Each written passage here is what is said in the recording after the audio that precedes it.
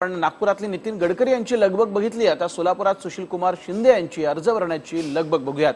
सोलापुरातील 4 पुतळा येथे काँग्रेस कार्यकर्त्यांनी अलोट गर्दी केली आहे। सोलापुरातील 4 पुतळा ते जिल्हाधिकारी कार्यालयाशी काँग्रेसची रॅली निघाली आहे। जे सुशीलकुमार शिंदे हे उमेदवारी अर्ज दाखल करतायत।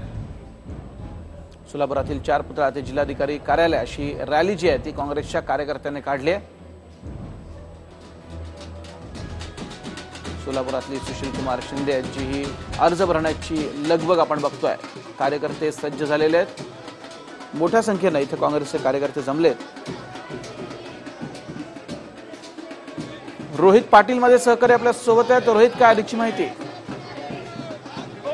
सोलापुरात खऱ्या अर्थानं उमेदवारीचा दिवस म्हणावा लागेल, कारण आजच्याच दिवशी राष्ट्रीय काँग्रेस पक्षाकडून सुशीलकुमार शिंदे, वंचित बहुजन आघाडीकडून प्रकाश आंबेडकर आणि भारतीय जनता पार्टीकडून डॉक्टर जयसिद्धेश्वर शिवाचार्य हे आपला उमेदवारी अर्ज दाखल करणार आहेत।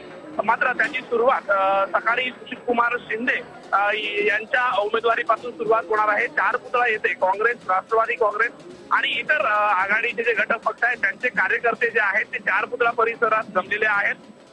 सकाळी 9 पासूनच 4 पुतळा परिसरात काँग्रेस कार्यकर्त्याबरोबर इतर कार्यकर्ते जे आहेत ते मोठी गर्दी या ठिकाणी केलेली आहेत आणि थोड्याच वेळात सुशीलकुमार शिंदे या ठिकाणी पोहोचल्यानंतर 4 पुतळ्यांना हार अर्पण करून ते जिल्हाधिकारी कार्यालयाकडे रवाना होणार आहेत। वैभव, नक्कीच धन्यवाद रोहित, तुमच्याकडनं अपडेट्स आम्ही घेत राहू। मात्र आपण बघतोय सोलापुरात सुशीलकुमार शिंदे यांची सगळी लगबग, त्यांचे कार्यकर्ते मोठ्या संख्येने।